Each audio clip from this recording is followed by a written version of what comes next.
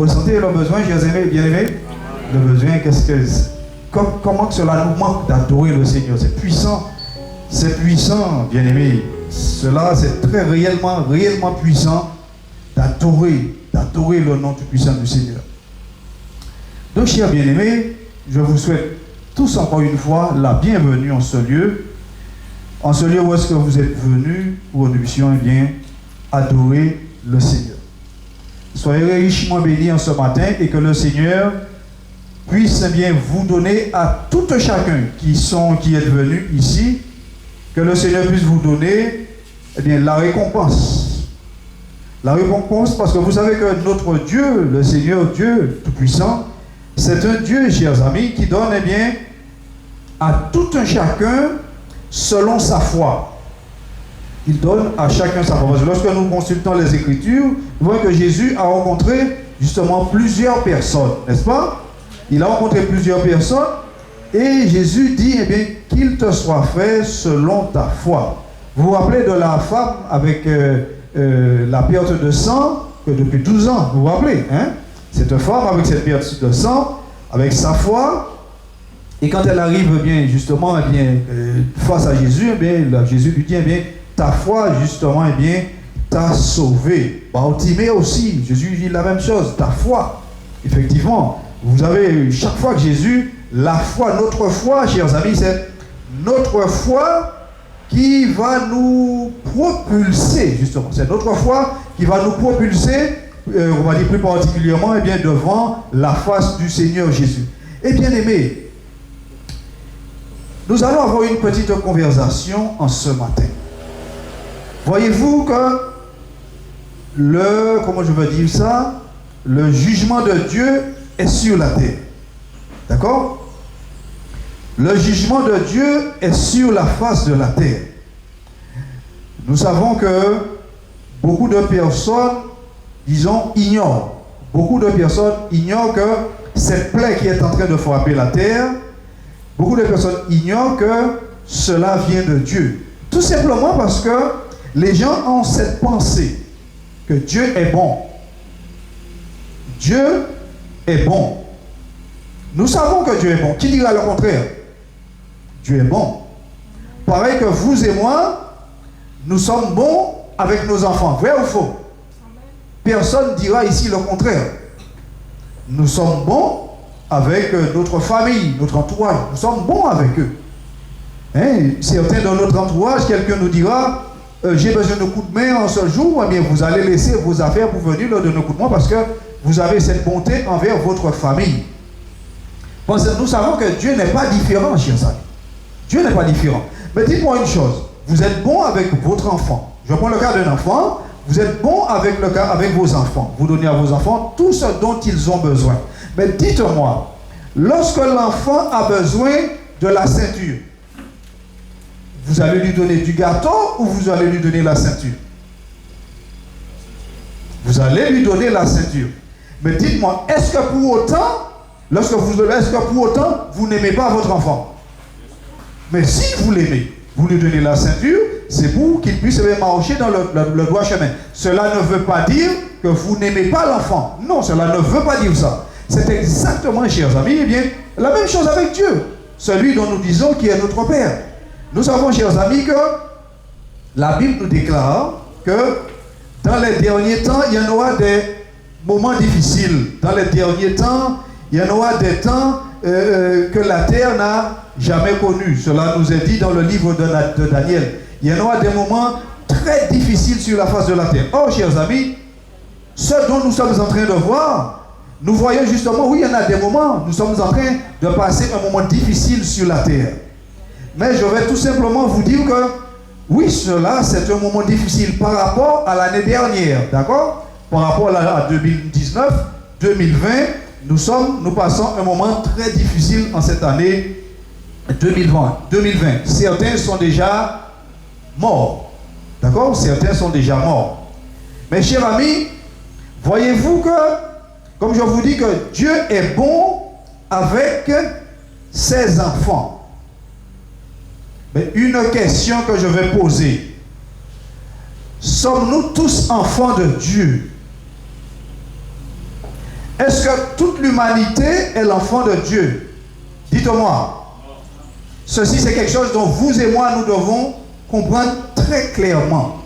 D'accord? Nous devons comprendre très clairement parce que tout cela, parce que le Seigneur nous a donné simplement sa parole. Je reviendrai, chers amis, sur le psaume 91 que le Seigneur, le Saint-Esprit m'a demandé justement de développer le psaume 91 avec nous. Mais avant de développer le psaume 91, juste bien en, comment je veux dire ça, en introduction, je vous invite dans le livre de Jean, l'évangile de Jésus-Christ, selon Jean. Selon l'apôtre Jean, l'évangile de Jésus-Christ. Et cela, chers amis, bien-aimés, enfants de Dieu, ceci c'est une chose que nous devons rappeler constamment. Nous devons rappeler ces choses constamment parce que vous savez, il y en a beaucoup de personnes qui écoutent la parole de Dieu sur les réseaux sociaux, beaucoup les entendent et malheureusement, eh bien, les gens sont totalement dans la confusion. Ils s'imaginent justement être enfants de Dieu alors qu'ils ne le sont pas. C'est la même chose, bien aimé, que beaucoup de personnes se réunissent, d'accord? Il y en a beaucoup de personnes qui vont se réunir dans diverses églises. Prêtez attention, c'est ce qui est très, je veux dire, c'est ce qui est très, pas dangereux, mais je veux dire, c'est ce qui est très mauvais malheureusement pour nous.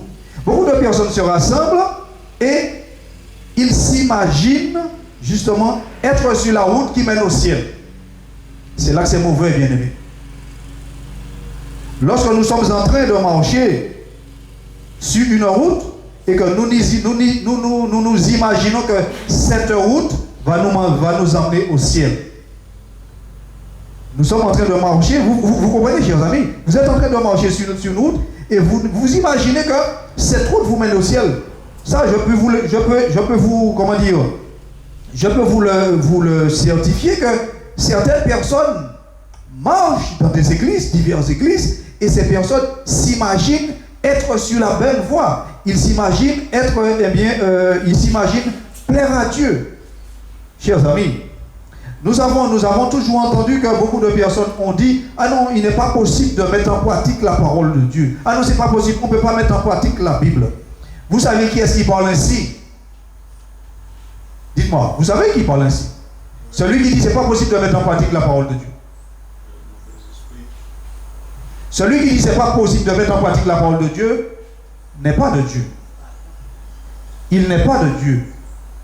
Non, il n'est pas de Dieu. Celui qui te dit que c'est pas possible de mettre en pratique la parole de Dieu, il n'est pas de Dieu. Vous allez voir aujourd'hui qu'il nous est possible de mettre en pratique la parole de Dieu. Donc je disais, donc nous sommes dans le livre de Jean, le livre de Jean, le premier chapitre.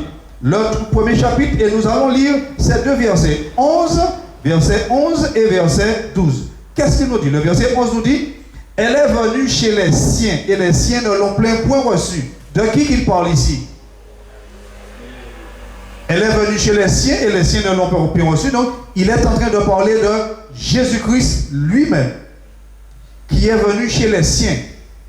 Donc, Jésus est venu dans sa patrie, n'est-ce pas? Jésus est venu dans sa patrie.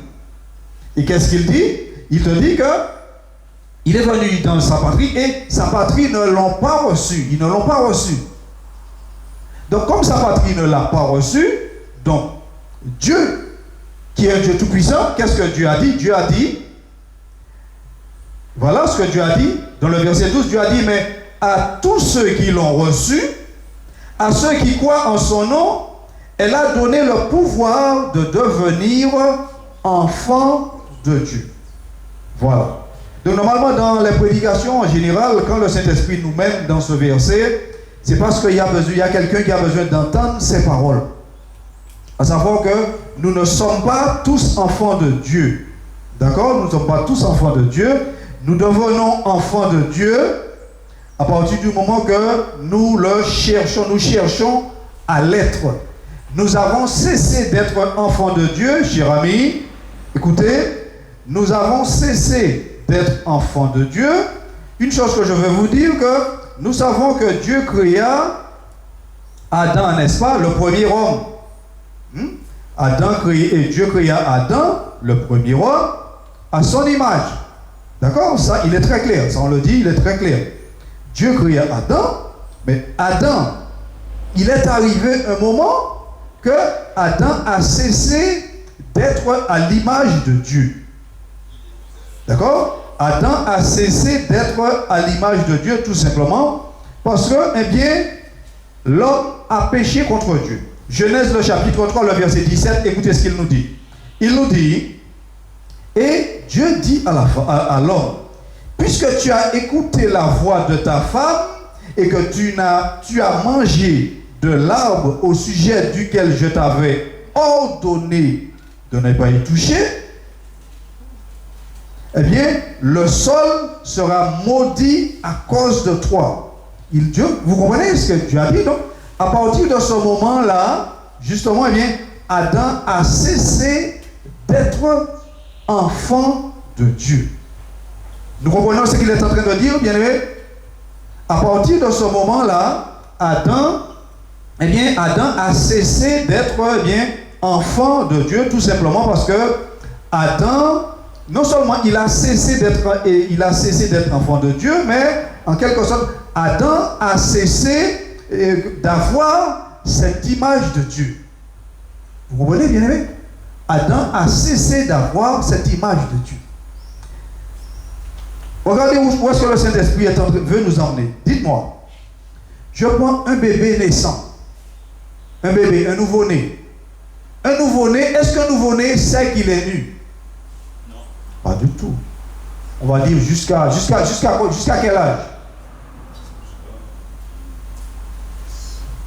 5 ans.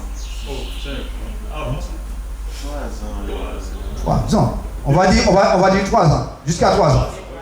Un enfant n'est pas conscient qu'il est nu, on va dire jusqu'à l'âge de 3 ans. Oui. Jusqu'à l'âge de 3 ans. Écoutez bien. Ce que le Saint-Esprit veut nous faire comprendre là. C'est cette pensée, c'est de cette façon que Dieu a créé Adam et Ève. Donc, avec cette pensée innocente. Dieu a créé Adam et Ève avec cette pensée innocente. Et Dieu les a dit, ne touchez pas à cet arbre. Nous savons que beaucoup de personnes disent, mais pourquoi Dieu a mis cet arbre dans le jardin? Puisque Dieu savait qu'il allait le toucher. Dieu savait qu'il allait le faire. Dieu sait toutes choses. Et les gens disaient, pourquoi Dieu a mis cet arbre au milieu du jardin? Eh bien, le Saint-Esprit dit, pourquoi Dieu a mis cet arbre au milieu du jardin? Parce que Dieu veut que vous et moi, Dieu veut que nous puissions le servir avec notre propre volonté, notre spontanéité dans l'obéissance. Il veut que nous puissions le servir librement. Parce que si Dieu n'avait pas mis cet arbre au milieu du jardin, dans d'autres mots, Dieu en quelque sorte aurait obligé Adam et Ève de le servir. Vous comprenez? Oui. Dieu les aurait obligés de le servir. Donc, oh, Dieu, il est Dieu, il n'a pas voulu cela. Il a voulu que l'homme soit libre. Il a voulu que nous soyons libres. Donc, nous comprenons qu'à partir de ce moment-là, à partir du moment qu'il y a eu péché, parce qu'il te dit qu'à partir du moment qu'ils ont touché de cet arbre, et il te dit le verset 7, il te dit, les yeux de l'un et de l'autre s'ouvrirent, et à ce moment-là, ils connurent qu'ils étaient nus. C'est pourquoi lorsque Dieu vient, Dieu pose la question à Adam, lorsque Dieu appelle Adam, parce que Dieu appelle Adam, puisque la Bible te dit que eh bien, Dieu venait tous les fins d'après-midi, Dieu venait eh bien, visiter Adam dans le jardin. Donc Adam voyait Dieu face à face. Et là Dieu l'appelle, Dieu ne l'enlève pas finalement, il dit Dieu, ben, j'ai eu peur. Bien aimé, vous comprenez? Vous voyez la différence? Avec le péché, il dit que Dieu, j'ai eu peur et c'est ainsi j'ai entendu ta voix et je me suis caché. Tout simplement parce que j'ai eu peur. Donc vous allez comprendre, bien aimé, que le péché emmène la peur. Le péché emmène la peur, le péché emmène le manque de confiance, le péché emmène eh bien, tout ce qui est contraire à la volonté de Dieu. Tout ce qui est contraire à la volonté de Dieu, eh bien, le péché amène. Parce que nous voyons très clairement comment que, justement que Dieu a créé tout parfait, Adam parfait, tout était parfait, et finalement, il y a eu ce péché qui est entré, et finalement, tout a été chamboulé, bien-aimé. Le saviez-vous, lorsque Dieu créa tous les animaux, que tous les animaux mangeaient de l'herbe?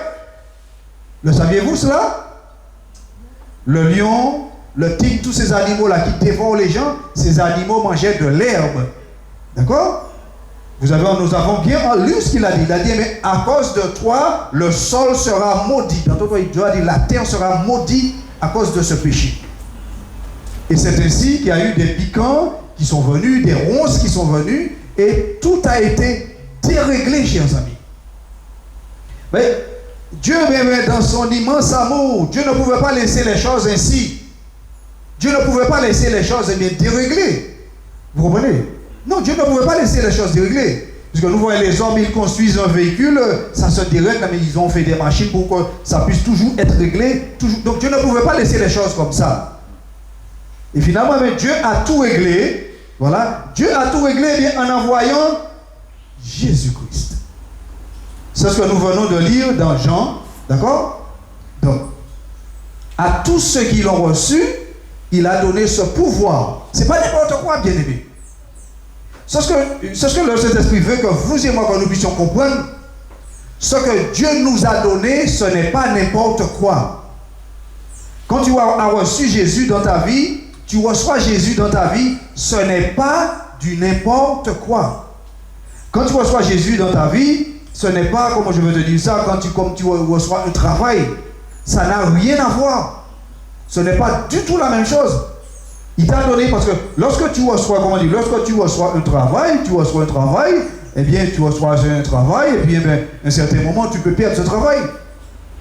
À un certain moment, tu peux perdre ce travail. Mais là, il nous a dit que lorsque nous recevons Jésus, il nous a donné ce pouvoir de devenir enfant de Dieu. À partir du moment que tu reçois Jésus, à ce moment-là, tu deviens enfant de Dieu. Et lorsque tu deviens enfant de Dieu, eh bien, tu as un chemin très spécifique à parcourir. Bien aimé. Et c'est là le grand point, je veux dire, le grand point d'interrogation.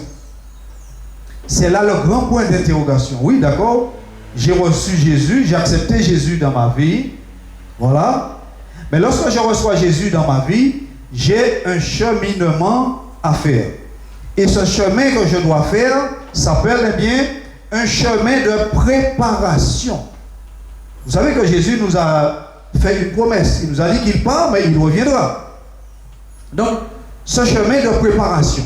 Et ce chemin de préparation, pour aujourd'hui, bien aimé, la prédication va attirer, ou le Saint-Esprit m'a emmené en ce jour, dans le psaume, eh bien, ce psaume 91, le psaume dont nous avons lu, eh bien, en ce jour. Où le psaume 91 me dit, celui qui demeure sous l'abri du Très-Haut repose à l'ombre du Tout-Puissant, de qui il est en train de parler. Pour qui ce psaume s'adresse à qui, d'après vous? Mais bien aimé, ce psaume s'adresse à une certaine qualité de personnes qui marchent sous le soleil. Le psaume 91 s'adresse à une certaine qualité de personnes.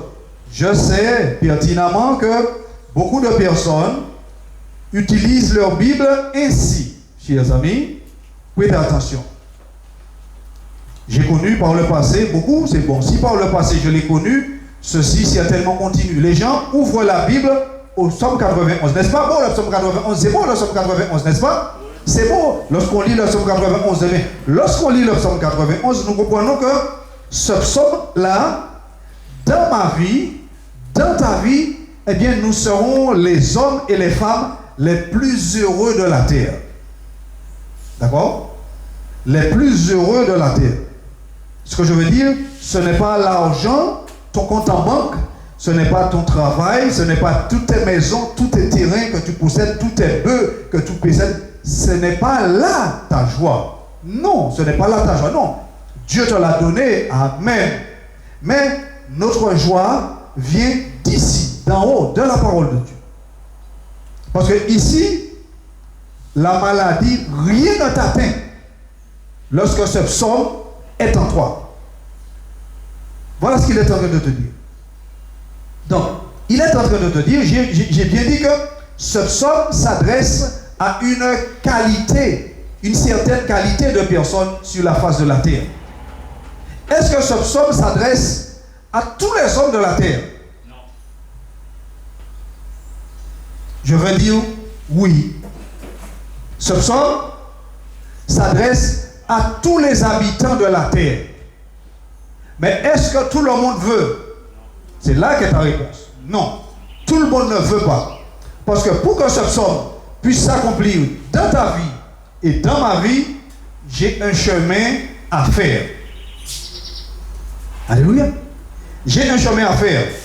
Avant que je puisse entrer dedans, écoute, bon, je suis simplement au premier verset. Au premier verset qui te dit que celui qui marche sous l'abri du Très-Haut repose à l'ombre du Tout-Puissant. Celui qui marche sous l'abri du Très-Haut. Et comment toi et moi nous pouvons marcher sous l'abri du Très-Haut? Dites-moi. Il faut rester dans la sainteté. Voilà. Voilà. Tu restes sous l'abri du Très-Haut à partir du moment que tu entres dans le chemin de la sainteté. Et voilà ce que l'Église et tous les hommes doivent comprendre. Et c'est à cause de ça, bien-aimés, malheureusement, c'est à cause de ça que le jugement de Dieu est en train de frapper la terre. Parce qu'il n'y a pas de sainteté. Ou du moins, il y en a très peu. Il y en a juste un petit groupe. La terre, nous sommes des milliards et des milliards. Alors vous avez juste un petit groupe qui est en train de marcher dans la sainteté. Pour Dieu, ce n'est pas suffisant. Vous comprenez? Il y en a juste un petit groupe. C'est pourquoi il te dit, de ce psaume 91, il te dit, le verset 2, il te dit, je dis à l'Éternel, mon refuge, mon Dieu en qui je me confie. Comment tu vas pouvoir te confier en quelqu'un que tu n'as pas accepté?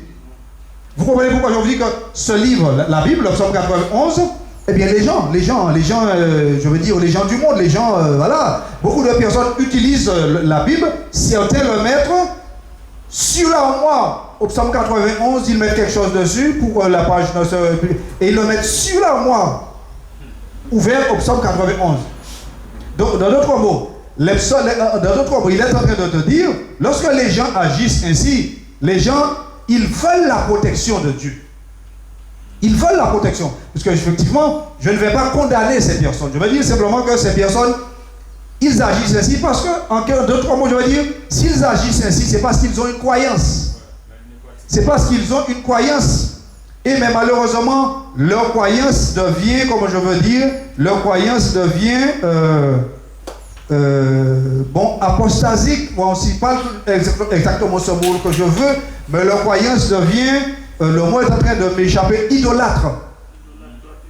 Voilà. Cette croyance, c'est de l'idolâtrie. Lorsque tu fais ça, en pensant que tu prends la Bible ouverte à telle parole et que cela va te protéger, eh bien, c'est de l'idolâtrie. Ceci, c'est de l'idolâtrie. Donc, il te dit que, car c'est lui qui te délivre du filet de l'oiseleur et de la peste et de ses ravages. Donc, à quel moment que Dieu va te protéger, il va te garder de la peste et de ses ravages. Parce que nous savons, chers bien-aimés, que ce jugement de Dieu qui est sur la face de la terre, ce virus corona, eh bien justement, c'est une peste, on peut dire.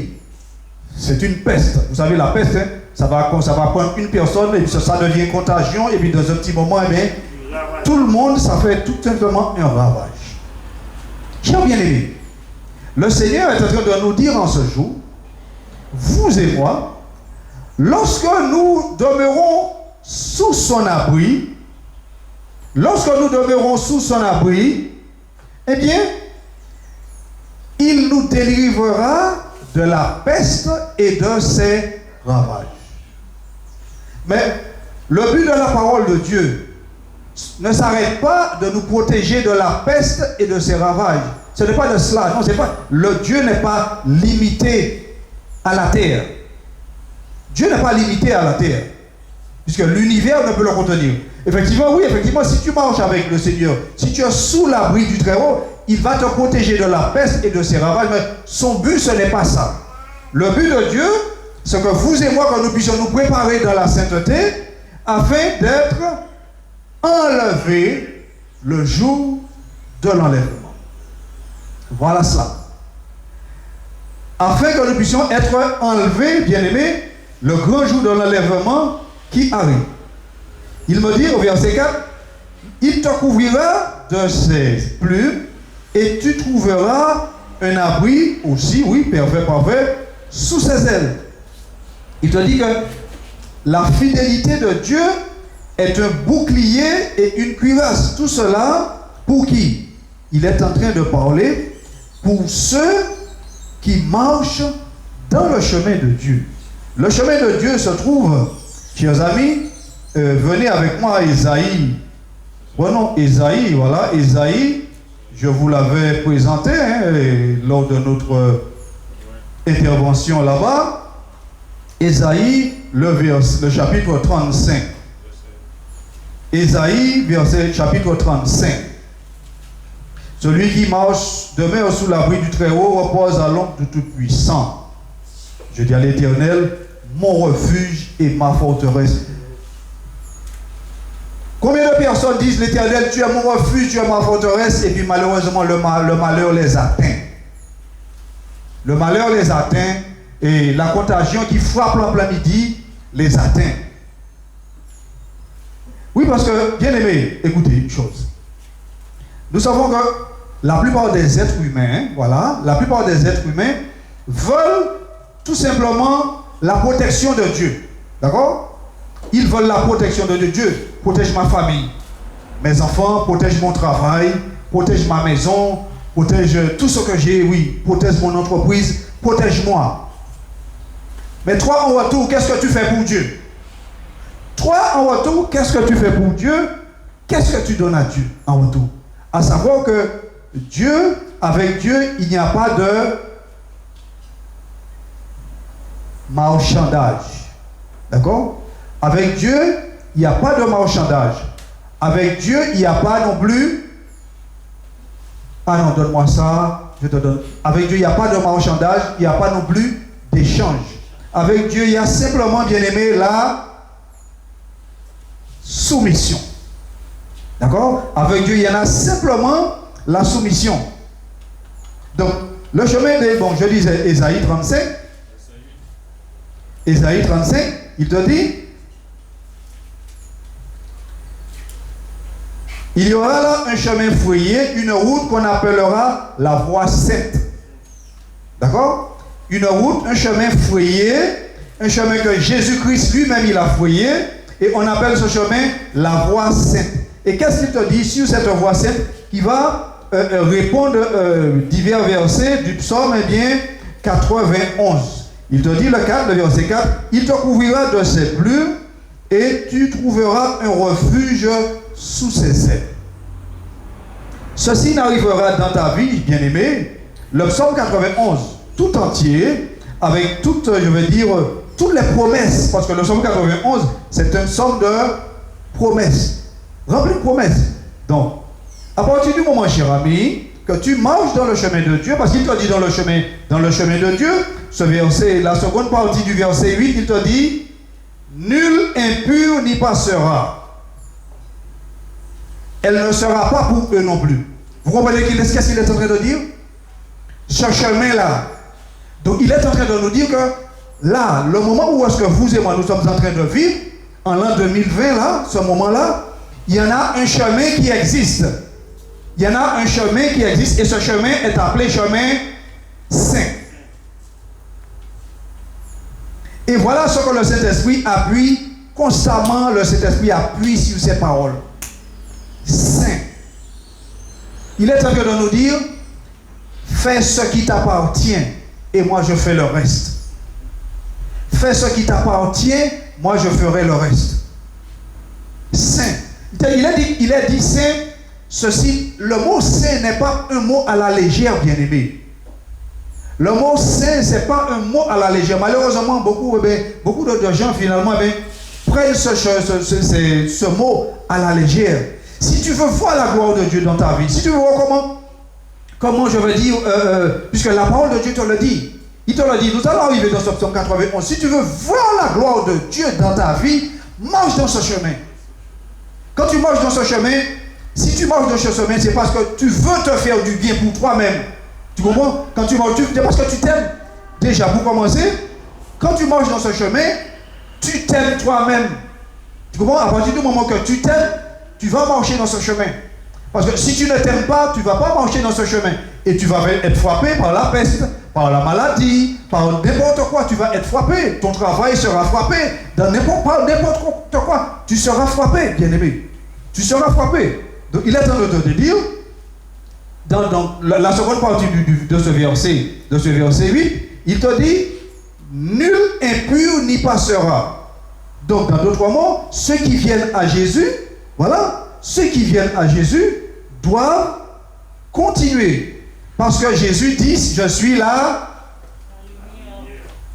Oui, je suis la lumière, mais oui, d'accord, je suis la lumière, amen. Mais avant la lumière, il y a autre chose.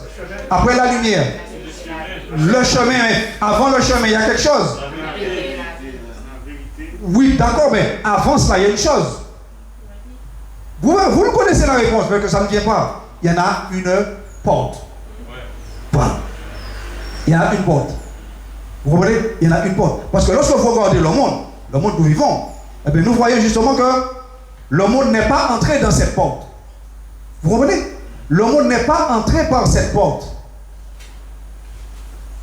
Le monde plutôt est entré dans la porte, comme il l'a dit, la porte là. Donc, il te dit, je poursuis, il te dit, donc, nul impur n'y passera. D'accord? Nul impur n'y passera. Vous allez comprendre, bien aimé. Jésus, c'est la porte. Ici. D'accord? Jésus, c'est la porte.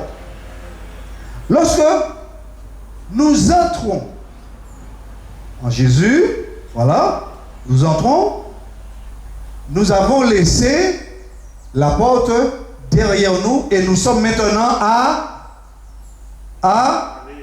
l'intérieur. Maintenant, nous nous trouvons à l'intérieur. Et à l'intérieur de cette porte appelée Jésus, vous avez ce chemin-là. Le chemin saint. Voilà, cher bien-aimé, cet évangile-là, voilà, c'est cet évangile-là que vous et moi, eh bien que nous aurons, comment dire, qui n'a jamais changé, voilà, cet évangile-là qui n'a jamais changé, depuis que nous sommes petits, cet évangile-là existe. Mais comme nous savons, finalement, eh bien, les hommes ont rajouté des choses, ils ont modifié cet évangile-là. Bien aimé, je dis ça constamment, Dieu ne changera pas, ni pour moi, ni pour personne. Dieu est saint, saint, saint. Donc si je dis que je suis un enfant de Dieu, je dois me sanctifier. Dieu ne va pas te demander à être saint, saint, saint comme il est. Ce n'est pas possible. Bien aimé, écoutez une chose. Écoutez une chose que le Saint-Esprit nous a donné de comprendre. Nous savons que le Seigneur Jésus vient récupérer son peuple. D'accord? Nous savons que le Seigneur Jésus vient récupérer son peuple. Jésus vient sur ce chemin. D'accord? Comprenons très bien ça, bien aimé. D'accord? Jésus vient sur ce chemin. Sur le chemin sur le chemin saint. C'est sur ce chemin, il vient récupérer son église. D'accord? Nous le savons. Il vient sur ce chemin récupérer son église. Donc, et sur ce chemin, bien aimé, vous savez que sur le chemin saint de Dieu, sur le chemin de la sanctification, il y en a beaucoup d'hommes et de femmes qui sont en train de travailler. Travailler à quoi? Qu'est-ce qu'ils sont en train de faire? Ils sont en train de travailler à leur sanctification. D'accord? Ils sont en train de travailler parce que tu ne peux pas te sanctifier si tu n'es pas sur ce chemin. Ce n'est pas possible. Donc, il est en train de te dire, lorsque tu es sur ce chemin, écoute, tu es en train de te sanctifier. Et il te dit que ce chemin-là est un chemin vivant. C'est un chemin qui est vivant. Ce n'est pas un chemin comme les chemins dont nous connaissons. Non, c'est un chemin spirituel, mais qui est vivant. Donc, sur ce chemin, il y a même temps de dire que sur ce chemin, c'est comme si que nous étions, l'apôtre Paul qui dit, c'est comme si nous étions dans une course. Dans une course, est-ce que tout le monde est ensemble, bien aimé? Non. Il y en a ceux qui sont à la tête, ceux qui sont un petit peu au milieu, il y en a ceux qui sont derrière, il y en a ceux qui sont à la queue même, mais ils sont en train d'avancer. Vous prêtez attention à ce que le Seigneur est en train de nous enseigner. Tout le monde est en train d'avancer pour aller vers l'arrivée. Donc, il est en train de matérialiser ainsi le chemin de sainteté. Ce chemin-là d'Ésaïe 35. Donc, tout le monde est en train d'avancer. Et voici que Jésus apparaît dans les airs. Le temps est venu pour que Jésus puisse venir prendre son église. Eh bien, bien aimé, sachez que ceux qui sont à la tête, peut-être il les manque peut-être 10% de sanctification. Ceux qui sont à la traîne jusqu'à la queue, peut-être il les manque 90%. Au moment où Jésus paraît, tout le monde reçoit ce qui lui manque pour être amené. Vous avez compris ça? Personne ne dit rien. Est-ce que vous avez compris cela bien? Mais l'essentiel, ce que le Saint-Esprit veut que vous et moi, que nous puissions comprendre, c'est que vous et moi, nous devons travailler à cela. Nous devons être sur ce chemin, et sur ce chemin, on ne s'assoit pas et on tourne les pouces. Non, sur ce chemin, vous et moi, nous travaillons à notre sanctification. Parce qu'une chose que je vais vous dire, vous savez qui va nous empêcher, beaucoup d'entre nous, qui va nous faire beaucoup d'entre nous rater l'enlèvement? Vous savez c'est qui? C'est pas Satan. C'est pas Satan. La paresse. Oui, la paresse fait. Ouais. Mais la paresse vient de qui? La chair. La chair, voilà. Lui va nous faire rater l'enlèvement. Parce que lui dit, ah non, le culte aujourd'hui, non, j'ai pas envie d'aller. Ah non, j'ai été invité dans un anniversaire aujourd'hui. Ah non, je ne peux pas venir. Lui. Celui qui veut toujours se mettre en avant. Le moi, la chair. Voilà, lui qui veut toujours se mettre en avant, la chair. Lui, il va nous empêcher, il va nous faire rater l'enlèvement. Et nous allons vouloir arracher les cheveux de nos têtes, nous allons pleurer. Ah, si j'avais su. L'enlèvement aura lieu. L'enlèvement aura lieu. Et je vais vous dire une chose, bien-aimé. Lorsque tu viens à Jésus et que tu marches dans la sainteté, tu n'es pas l'homme le plus pauvre de la terre, non. Au contraire, tu es l'un des hommes les plus riches de la terre. Parce qu'il t'a dit que tout l'or du monde ne peut racheter l'âme d'une seule personne sur la terre. Vous comprenez vous voyez comment c'est puissant, bien-aimé? Tout l'or, il est en train de dire que tout l'or qu'il y en a sur la terre, oh, Dieu sait combien il y en a. Tout l'or qu'il y en a sur la terre est insuffisant, est insuffisant pour acheter une seule âme pour le Seigneur. Oh, Jésus, il a tout acheté avec son sang, de son propre sang. Donc voilà ce qu'il est en train de nous dire. Donc il est en train de nous dire que la dernière partie de ce verset 8, dans Ésaïe 35, il te dit que ceux qui la suivront, même les insensés ne pourront s'égarer. Ceux qui suivront le chemin saint ne pourront pas s'égarer, chers amis. Ceux qui marcheront sur ce chemin ne pourront pas s'égarer. Et je disais dans un enseignement, je disais que lorsque tu es dans la sainteté, à partir du moment que tu es entré dans la sainteté, dans ce chemin-là, quand tu es dedans, tu le sais toi-même. Tu le sais, quand tu es dans ce chemin. Pourquoi? Comment je veux le savoir? Je suis dedans. Effectivement, parce que déjà, tu auras fait les pas. Tu t'auras, bon, pour entrer dans le chemin saint, déjà il faut accepter le Seigneur Jésus, d'accord?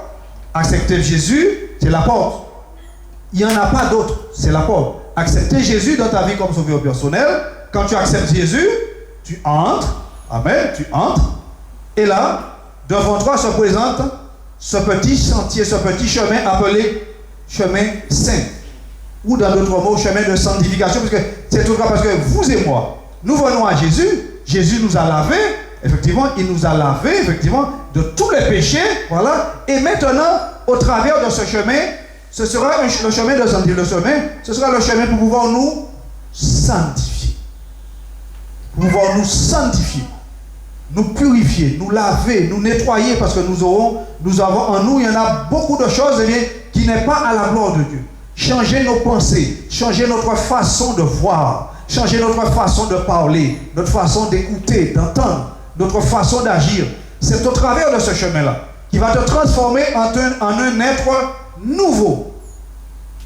En un être nouveau, prêt pour l'enlèvement. Donc voilà ce qu'il est en train de dire. Donc, il te dit, donc la dernière partie du verset, il te dit, je reprends le verset, il te dit, ni les insensés ne pourront s'égarer. Donc je te disais, lorsque tu es sur ce chemin, tu sauras que tu es dessus. Parce que tu es entré, tu es venu à Jésus, tu t'es fait baptiser dans la sainteté, bien-aimé. Baptisé dans la sainteté. Malheureusement, ceci est triste à dire. Et beaucoup de personnes, lorsqu'ils entendent ces paroles, ils se soulèvent. Ils disent, ah non, mais non, Dieu est bon. Je dis, vous ne connaissez pas Dieu. Dieu est bon. Oui, Dieu est bon. Mais Dieu est bon pour ceux qui craignent son nom. Dieu est bon pour tous ceux qui lui obéissent. Mais malheureusement, chers amis, lorsque tu as été baptisé,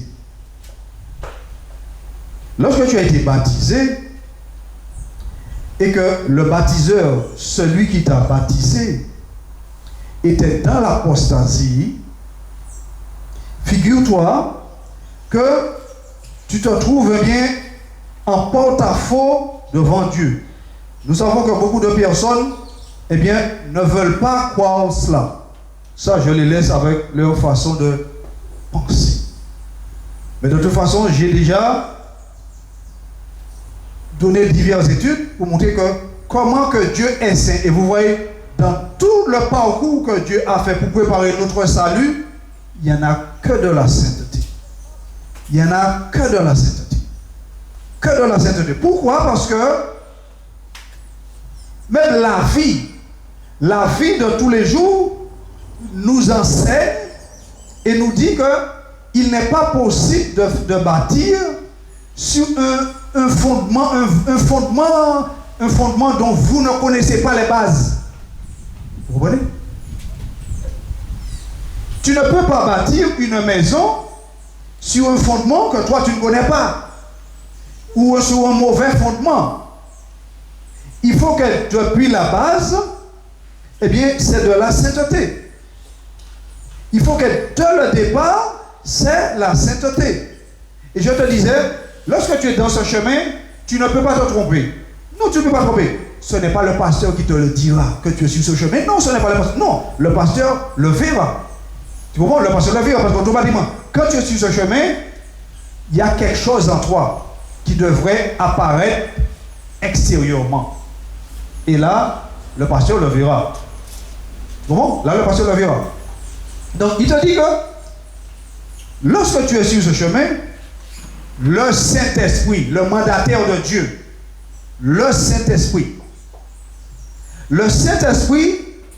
te fera connaître que tu es sur ce chemin. Et là, tu diras, ah Seigneur, merci. Il viendra te prévenir, il viendra vers toi, soit dans tes rêves, soit il viendra te parler directement dans ton cœur, mais tu sauras que tu es sur ce chemin.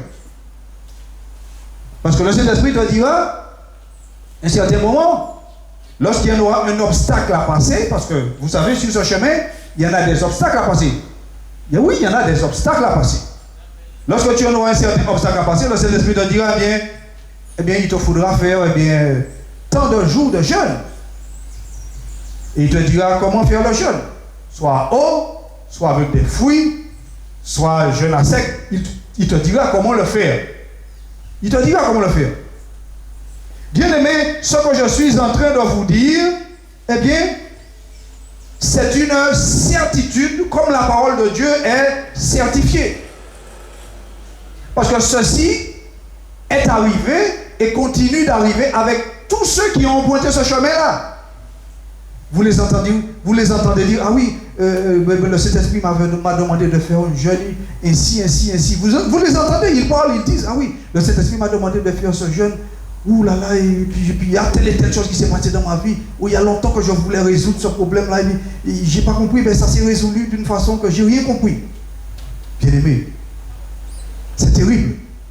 C'est terriblement puissant. Ce n'est pas terrible du mauvais sens, mais c'est terriblement puissant pour que vous puissiez voir que lorsque vous êtes sur ce chemin, vous ne pouvez pas vous tromper. Quand vous êtes sur ce chemin, vous êtes sûr que vous êtes averti que vous êtes sur ce chemin. Vous comprenez, bien aimé? Dans d'autres mots, comment je veux dire ça? Dans d'autres mots, comment je veux dire ça? Bien aimé, écoutez. Vous voyez ce poteau là? Il est bon, n'est-ce pas? Ça a été bien fait, bien fait. Vous mesurez, c'est nickel, bien carré. Mais dites-moi, ce poteau, est-ce qu'il est né ainsi? Il n'est pas né ainsi. Ce poteau, avant d'être ici, devant nous, bien joli, ce poteau, eh bien, est né d'un arbre de la forêt. D'accord?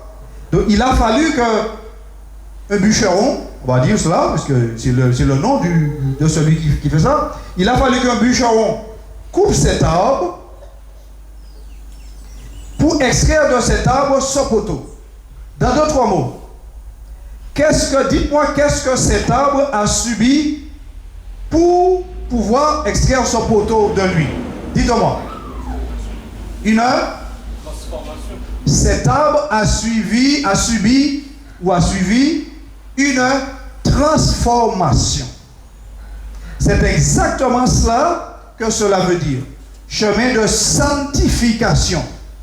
C'est un chemin pour pouvoir me transformer, pour pouvoir aussi transformer les hommes. Un chemin de transformation qui est appelé chemin de sainteté, chemin de sanctification, ou dans d'autres mots, comme la Bible dit, le chemin saint. Donc vous voyez que cet arbre a été coupé de la forêt et elle a subi une transformation. On a tiré peut-être des dizaines de poteaux comme ça au travers de l'arbre, et ces poteaux ont suivi une transformation, et maintenant voilà le poteau prêt à être vendu dans le marché pour fabriquer des maisons. C'est la même chose qui se passe entre toi, qui va se passer avec toi et avec moi sur le chemin saint. Mais tant que je ne suis pas entré, il n'y aura pas de transformation. Tant que je ne suis pas entré, il n'y aura pas de transformation. Tu as oublié d'ajouter, le Saint-Esprit travaille le cœur de l'homme. Non mais, oui, non, attends. Mais pour que le Saint-Esprit puisse pour pouvoir te travailler, effectivement, c'est bien ce que tu as dit. Mais pour que le Saint-Esprit puisse pouvoir te travailler, il faut que toi, tu fasses le premier pas. Dieu a déjà fait le premier pas. Le premier pas que je vais te dire que Dieu a fait, vous le savez. C'est quoi le premier pas que Dieu a fait? Accepter Jésus. Non, le premier pas que Dieu a fait, il a envoyé Jésus pour nous. Vous comprenez? Voilà, lui, il a fait ça. Dieu a fait le plus important.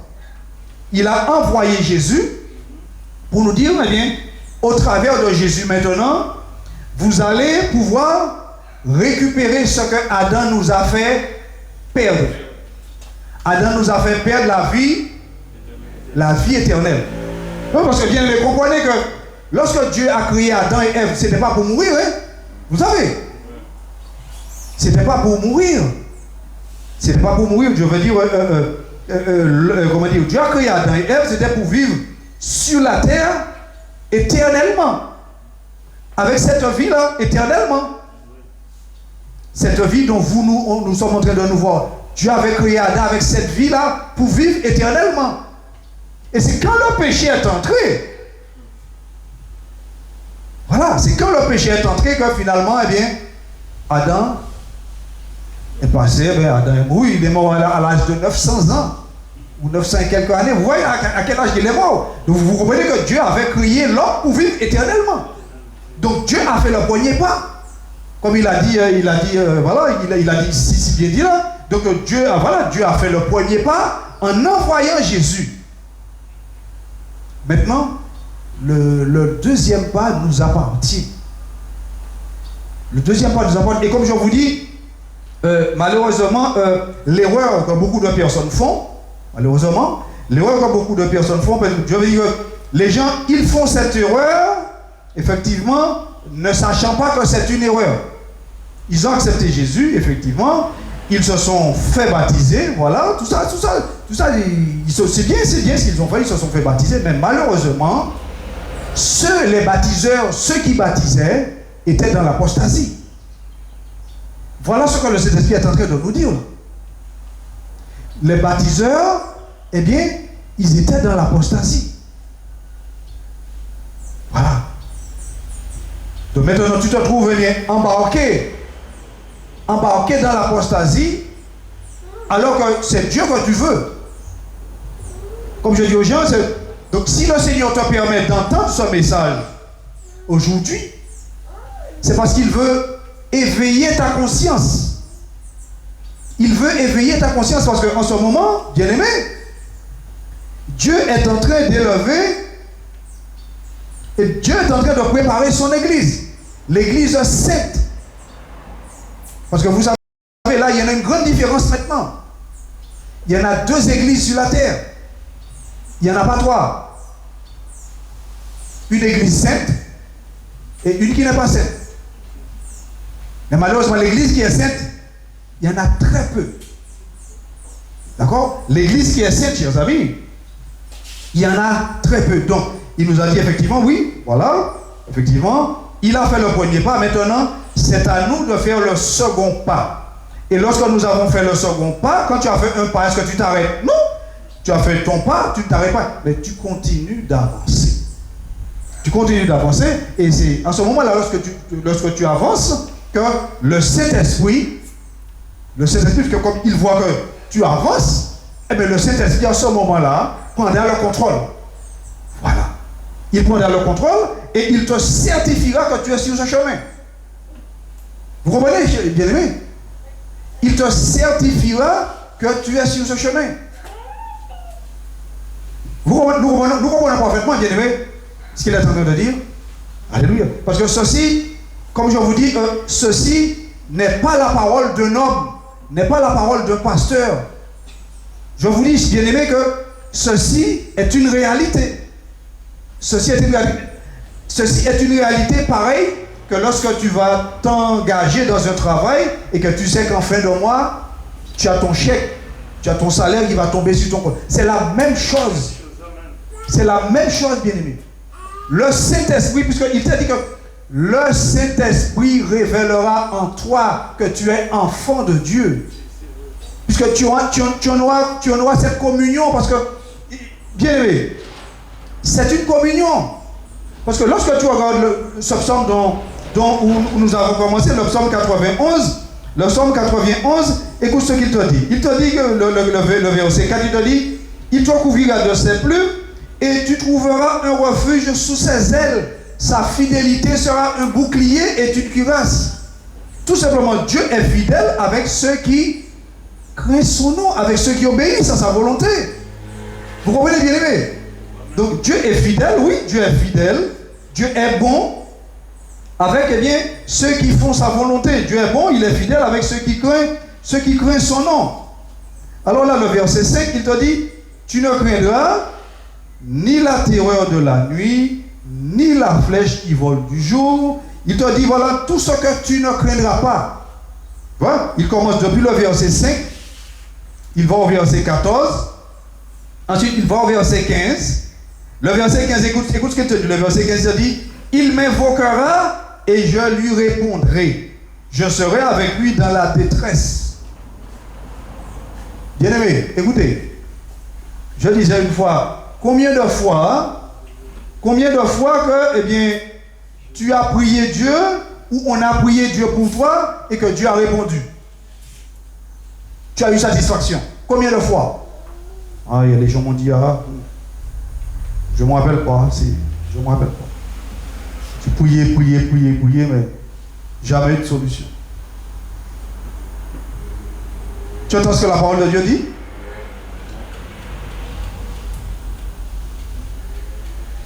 Tu entends ce qu'elle te dit?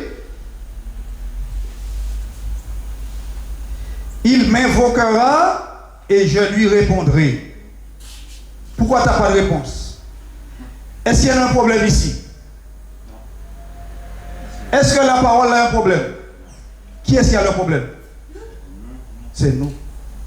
Bien-aimés, Dieu nous appelle à entrer dans une nouvelle vie avec lui. Voilà ce que Dieu veut. Il nous appelle à entrer dans une nouvelle vie avec lui. Dieu veut que vous et moi, que nous puissions changer notre façon. Changer notre façon de croire en lui. Et de ne pas dire, ah oui, il est bon, oui. Nous savons qu'il est bon. Nous savons qu'il peut tout faire. Oui, il peut tout faire, mais il veut le faire dans ta vie. Voilà, il veut le faire dans ta vie. Il veut que toi et moi, que nous soyons des personnes heureuses sur la face de la terre. Mais en même temps, il ne t'a pas dit que parce que tu es venu au Seigneur Jésus, que tu as une vie de rose. Non, ce n'est pas ça. Non. Parce que rappelle-toi que toi et moi, nous avons un combat. Et notre combat contre qui est-il? Notre combat, c'est nous-mêmes. Le moi. Et ceci est parti depuis le jardin d'Éden.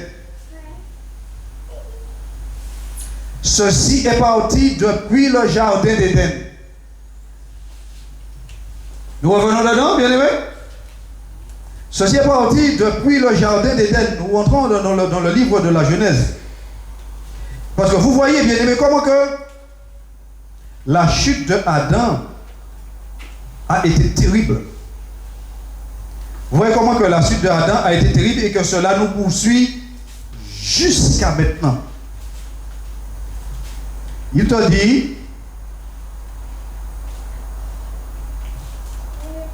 alors l'Éternel, je vais prendre le verset, voilà, attends, voilà, écoute-moi, le verset 6, écoutez, le verset 6, Genèse chapitre 3, le verset 6, écoute ce qu'il dit, il te dit, la femme vit que l'arbre était bon à manger et agréable à la vue. D'accord? Elle a vu que l'arbre était bon à manger et agréable à la vue. Et qu'il était précieux pour ouvrir l'intelligence. Regardez où est-ce que ça a commencé, bien aimé. Vous comprenez? Oui. Regardez où est-ce que cela a commencé. Lorsque Dieu a tout créé et que Dieu a mis Adam là, Dieu voulait que Adam puisse dépendre de lui. Dieu voulait que Adam puisse dépendre de lui. Pensez-vous que Dieu a changé, bien-aimé? Non, Dieu n'a pas changé parce que la Bible nous dit que Dieu ne change pas. Dieu ne change pas. Donc Dieu veut que toi et moi, que nous puissions tout simplement dépendre de lui. Voilà ce que Dieu veut. Il veut que nous puissions dépendre de lui. Mais que nous ne puissions pas, comment je vais te dire ça? Que nous ne puissions pas nous élever, laisser l'orgueil entrer dans nos cœurs. Et dire je ne peux pas faire ci. Ah non, pour Dieu, non, ce sera une prochaine fois. Dieu veut, bien aimé, que vous et moi, Dieu veut que nous puissions dépendre de lui. Parce que c'est simplement à partir du moment que tu dépends de Dieu que ce psaume 91, que tu vois avec toute cette belle promesse, elle va s'accomplir dans ta vie. Donc tu comprends effectivement là où c'est parti. Donc il te dit que elle a vu que cela était précieux pour ouvrir l'intelligence. Vous voyez où est-ce que cela nous a emmené, bien aimé? Lorsqu'elle a regardé, elle a vu que cet arbre était précieux pour pouvoir donné de l'intelligence. Et nous avons vu où est-ce que l'intelligence les a emmenés. L'intelligence est emmenée que Dieu a censuré et Dieu a donné une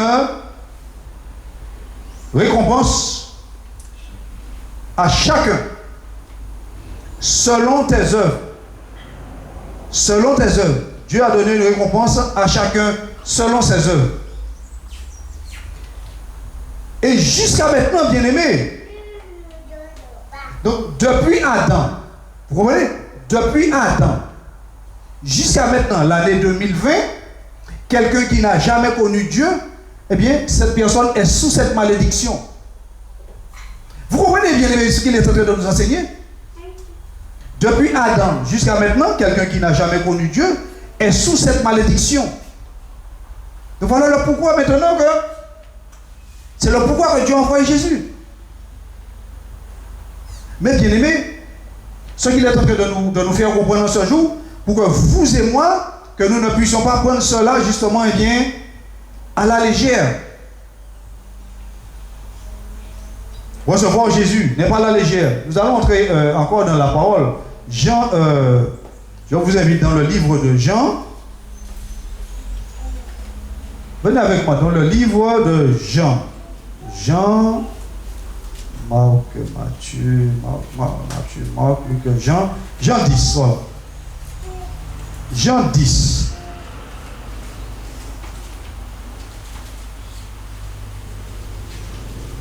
Jean le chapitre 10 et le verset 7.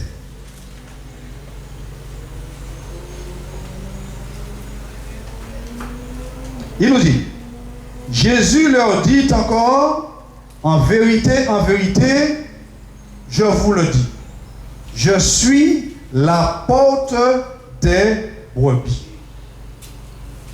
Jésus dit, en vérité, je te le dis, je suis la porte des brebis. Donc, dans d'autres mots, lorsque Jésus dit qu'il est la porte des brebis, dans d'autres mots, Jésus dit que Dieu, c'est le berger. Dieu, c'est le berger, on va dire. Dieu, c'est le Dieu tout-puissant. Dieu, c'est le berger. Jésus, c'est la porte. Nous comprenons ce qu'il est. Vous comprenez, bien aimé, ce qu'il est en train de nous enseigner. Dieu, c'est le berger et Jésus, c'est la porte. Vous comprenez, comme je disais une fois, donc, tu as le Père, tu as le Fils, tu as le Saint-Esprit. D'accord? Est-ce que c'est la même personne? Oui. Oui, c'est la même personne. Le Père, le Fils, le Saint-Esprit, c'est la même personne. Amen. C'est puissant.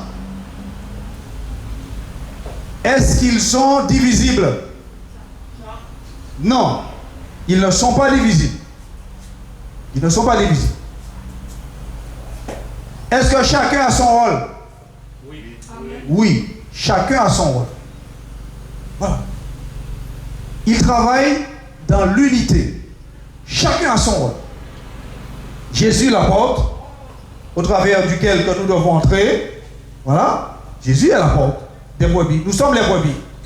Et ensuite, Dieu, lui, eh bien, c'est le grand berger.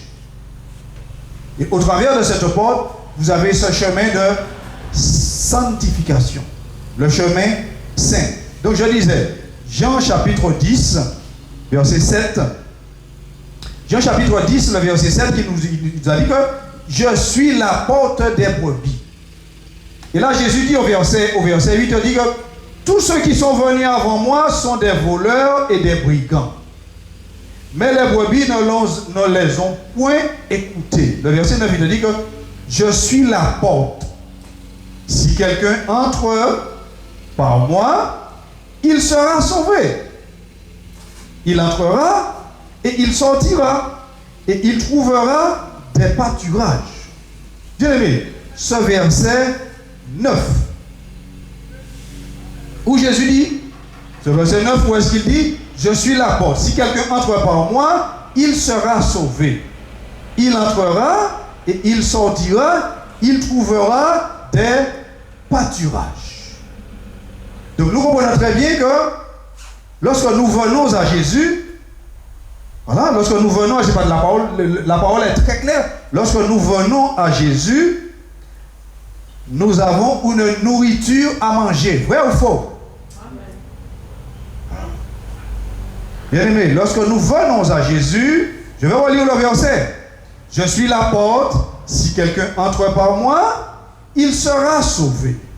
Il entrera et il sortira, et il trouvera des pâturages. Est-ce que tu vas trouver le bon pâturage, parce que là il s'agit de bon pâturage. Est-ce que tu vas trouver le bon pâturage si tu n'es pas entré par cette porte? Non, c'est bien, vous avez bien répondu. Tu ne vas pas trouver de bon pâturage. Parce que ici, quand tu entres dans cette porte et que tu parcours ce chemin, tu ne vas pas trouver l'adultère là. Tu ne vas pas trouver la fornication. Tu ne vas pas trouver la prostitution. Tu ne vas pas trouver l'alcool. Tu ne vas pas trouver toutes les vices qui peuvent exister sur la terre. Tu vas trouver que des choses saintes. Tu vas trouver que des choses saintes et des choses saintes. Bien aimé, qu'est-ce qu'il y en a beaucoup de personnes qui luttent maintenant, en cet instant, en ce moment où je temps, ils luttent pour que tous les hommes puissent avoir une nourriture, comment? Saine. Parce que tout ce que nous mangeons n'est pas bon. Le saviez-vous, bien aimé? Tout ce que nous mangeons là, nous nous alimentons là, nous devenons gros. Tout ce que nous mangeons n'est pas bon, bien aimé.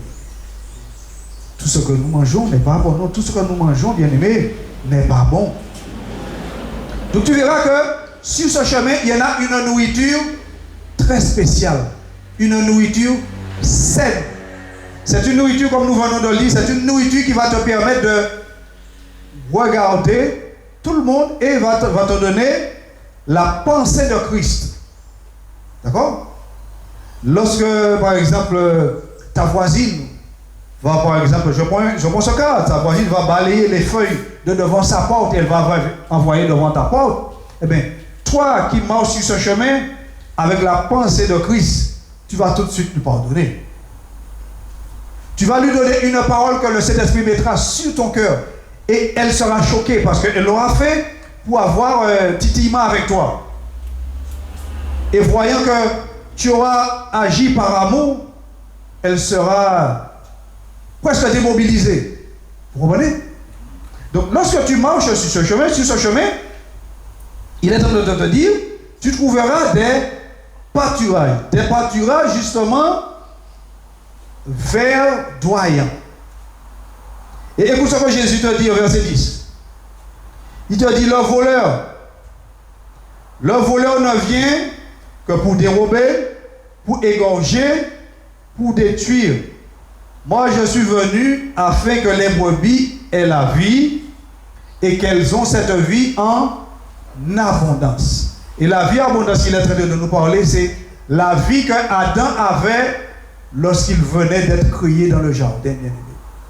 La vie éternelle. La vie éternelle, voilà ce qu'il nous dit. Le voleur vient que pour dérober. Pour dérober, moi je suis venu afin que les brebis aient la vie. Bien aimé, une chose que le Saint-Esprit met dans mon cœur pour dire, je veux le dire, je ne peux pas le garder. Une chose que je veux vous dire, bien aimé, lorsque l'apostasie est entrée dans l'église, vous savez ce que c'est que l'apostasie, bien aimé? Vous savez qu'est-ce que cela veut dire, ce mot, apostasie? On sait? Parce qu'il faut que nous soyons sur la même ligne. On sait qu'est-ce que ça veut dire, l'apostasie? Oui. L'apostasie, cela veut dire abandon.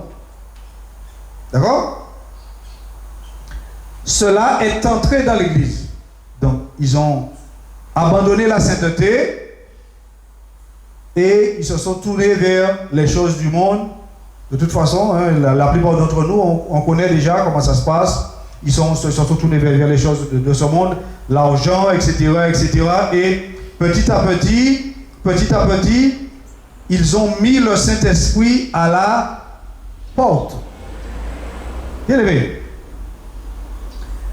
Je sais que peut-être bien d'entre nous n'ont pas eu l'occasion de voir cela, mais moi j'ai eu l'occasion de voir ça.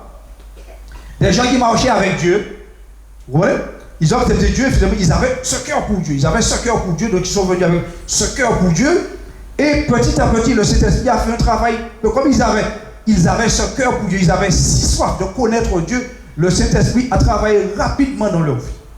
Vous voyez, le Saint-Esprit a travaillé rapidement dans leur vie, et ces personnes étaient, je veux dire, des instruments dans la main de Dieu. Et finalement, un jour, chers amis, ils ont été atteints par une flèche. Voilà. Ils ont été atteints par une flèche et ces gens, ils se sont, je veux dire, éteints. Leurs lampes se sont éteintes. La lampe de l'évangile qui était en eux s'est éteinte. Et quand cette lampe s'est éteinte, petit à petit, bien aimé, quand cette lampe s'est éteinte, Dieu, le Saint-Esprit m'a donné cette image. Il m'a fait voir, en me disant, est-ce que tu as déjà vu quelqu'un lorsqu'il entre dans la mer? Quand tu entres dans la mer, tu n'entres pas d'un seul coup, tu entres tout doucement, n'est-ce pas, frère? Tu entres, l'eau monte, va monter petit à petit.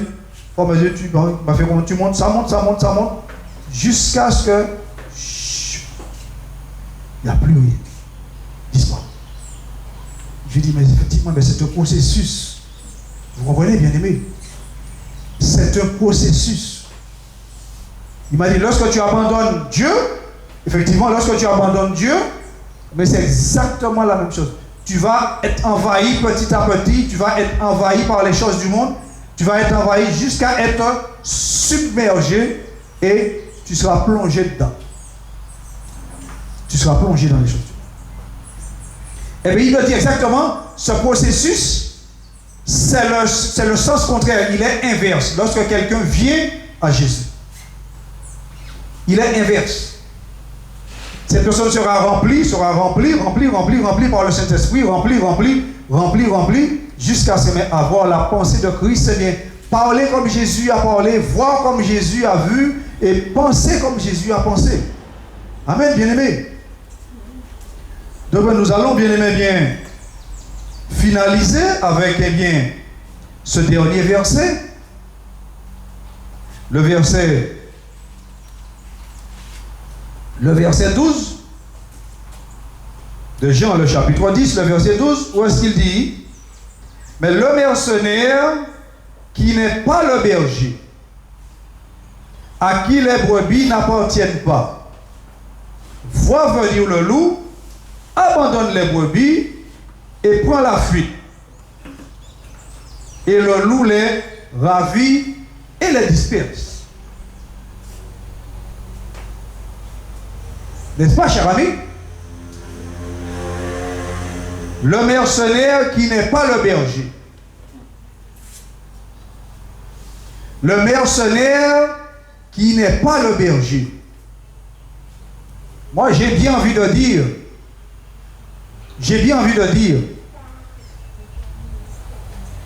celui qui s'est déclaré pasteur.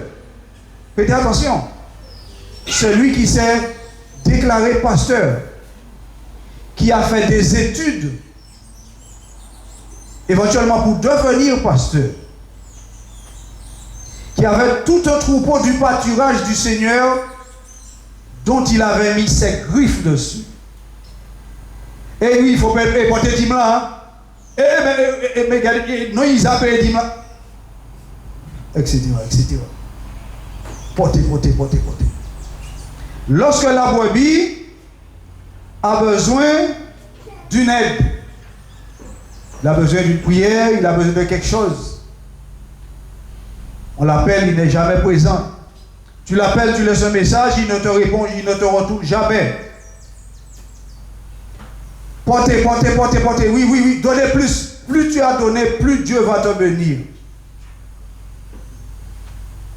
Est-ce que Dieu s'arrête à ces choses? Est-ce que la bénédiction de Dieu, bien-aimé, dans l'évangile, pour nous, c'est une bénédiction matérielle?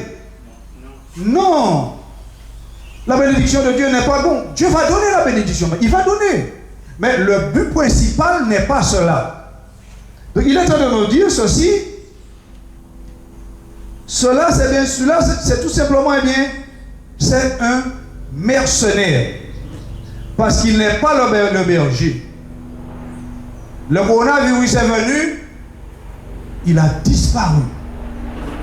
Il a disparu, on n'entend pas parler de lui, Gérard. Il a disparu, on n'entend pas parler de lui. On l'appelle, il ne répond pas, on lui laisse des messages, eh bien, il ne répond pas. Qu'est-ce que fait le bon berger? Qu'est-ce qu'il fait, bien-aimé? Le bon berger, il se met en peine des brebis. Le bon berger, il donne sa vie pour ses brebis. Le bon berger donne sa vie pour ses brebis. Je ne veux pas dire que, en tant que pasteur, je vais donner ma vie pour les brebis du Seigneur, mais ce n'est pas de ce sens-là il me parle, parce que le seul pasteur qui donne sa vie pour les brebis, c'est le Seigneur Jésus. Mais toi, en tant que pasteur, par exemple, une brebis te fait appel à toi, c'est ton devoir. C'est ton devoir d'y aller. Qu'est-ce que Jésus dit? Lorsqu'il parle des brebis, Jésus dit, le pasteur en a 100 brebis. Après avoir compté, il voit qu'il y en a 99. Que va-t-il faire? Il partira à la recherche de celle qui s'est égarée, celle qui s'est perdue. Amen. Il partira à la recherche de cette brebis. Donc, bien aimé, je vous invite à vous mettre debout, nous allons finaliser. Le mercenaire qui n'est pas le berger, à qui les brebis n'appartiennent pas, il voit venir le loup, il voit venir le danger, eh bien, il abandonne les brebis. Le Seigneur Jésus, bien-aimé, ne nous abandonne pas. D'accord? Dès que le jugement de Dieu est sur la terre, frappe la terre, mais Dieu continue d'appeler. Amen. Dieu continue d'appeler. Dieu continue d'appeler son peuple. Parce que le jugement de Dieu, bien-aimé, qui est en train de frapper la terre, ce jugement, ce n'est pas pour frapper les enfants de Dieu. Voilà ce que le Saint-Esprit veut que vous et moi, que nous puissions comprendre. Ce jugement n'est pas pour frapper les enfants de Dieu. Parce que normalement, les enfants de Dieu, ce psaume dont nous avons lu, le psaume 91, doit s'accomplir dans ta vie. Alléluia. Prions, c'est bien-aimé, pour pouvoir remercier le Seigneur. Éternel, mon Dieu, nous te bénissons, nous te rendons grâce, nous te disons, Seigneur, merci. Merci, Seigneur, pour la présence de tes enfants en ce jour, éternel, mon Dieu. Éternel, nous te bénissons, Seigneur, pour tout ce que tu as fait en cet instant. Seigneur, comment, Seigneur, tu as consulté, Seigneur, chaque cœur, éternel, en ce jour. Béni, éternel, mon Dieu. Éternel, je veux, en cet instant, élever mes pensées, ma voix vers toi, et te présenter chacun de tes enfants, de tes brebis, Seigneur, en ce matin. Éternel, mon Dieu, tu connais, Seigneur, la nécessité de tout chacun. Tu connais le besoin de chacun. Je te demande au nom de Jésus. Touche, Seigneur, chacun d'eux au nom de Jésus.